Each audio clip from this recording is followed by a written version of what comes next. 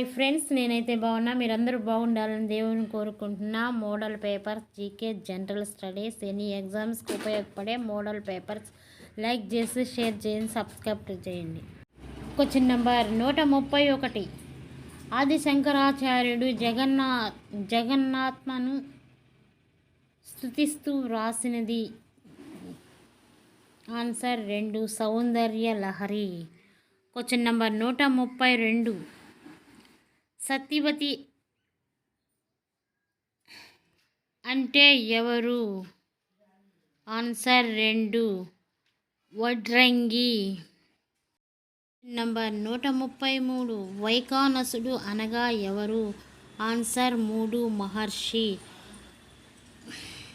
Question number 134.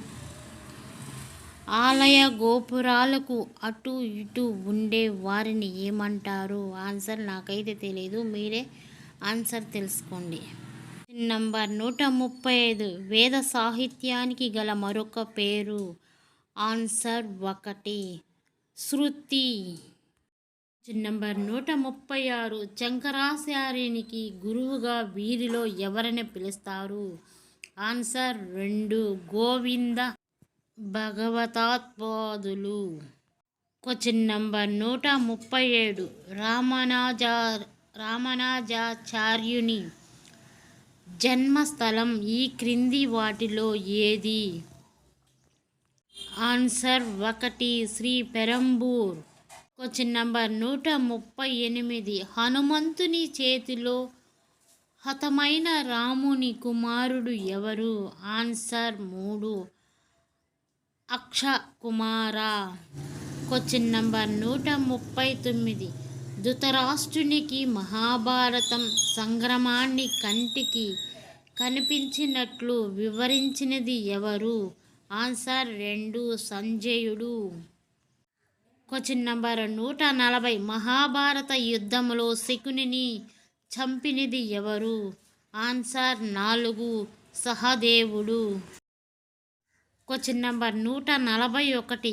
ఈ క్రింది వాటిలో దేవాదాయ ఎండోమెంట్ చట్టం 81వ విభాగమును అనుసరించి ఏ సందర్భంలో దేవాదాయ భూములు అమ్మకం చెల్లనేరదు? Answer 3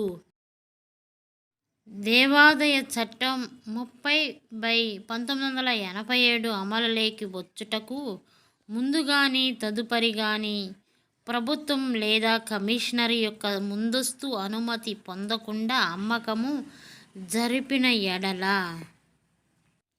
question number 142. ఈ క్రింది చట్టముల్లో దేని నుండి దేవాదాయ భూములకు మినహాయింపు లేదు? ఆన్సర్ 3 ఆంధ్రప్రదేశ్లోని ఆంధ్ర ప్రాంతం ఇనాముల రద్దు చట్టం 1956లో. నంబర్ 143. దేవాదాయ చట్టం 30/1987 అమల్లోకి వచ్చి సమయానికి ఏమైనా ఆలయ భూములు కనుక చిన్నకారు రైతుల సాగులో ఉన్నట్లయితే ఆయా రైతుల క్రింద మొత్తం చెల్లించిన పిమ్మట కౌలుదారులుగా కొనసాగే అర్హత పొందుతారు. ఆన్సర్ 2 కౌలు మొత్తం మార్కెట్ ధర ప్రకారం 2/3 వంతు చెల్లించవలెను. Question number 144. అక్రమదారుల తొలగింపు కొరకు ఎండోమెంట్స్ ట్రిబ్యునల్ ముందు పిటిషన్ దాఖలు చేయగల అధికారం ఈ క్రింది వారిలో ఎవరికి కలదు? ఆన్సర్ 2 సహాయక కమిషనర్. Question number 146. వైష్ణవ సాంప్రదాయములో యువతులు దేనిని ధరించాలనే సాంప్రదాయం వచ్చింది? ఆన్సర్ 3 త్రిదండం. Question number 147. నైమిషారణ్యం ఏ నది ఒడ్డున ఉంది? ఆన్సర్ 4 గోమతి నది. Question number 148. సగర కుమారులను భస్మం చేసిన ఋషి ఎవరు? ఆన్సర్ 4 కపిలుడు. Question number 149.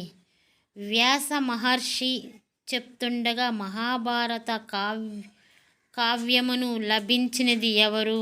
ఆన్సర్ 2 గణేశుడు. ప్లీజ్ సబ్స్క్రైబ్ చేసుకొని లైక్ చేసి షేర్ చేయండి. మరిన్ని వీడియోలు పెడతాము.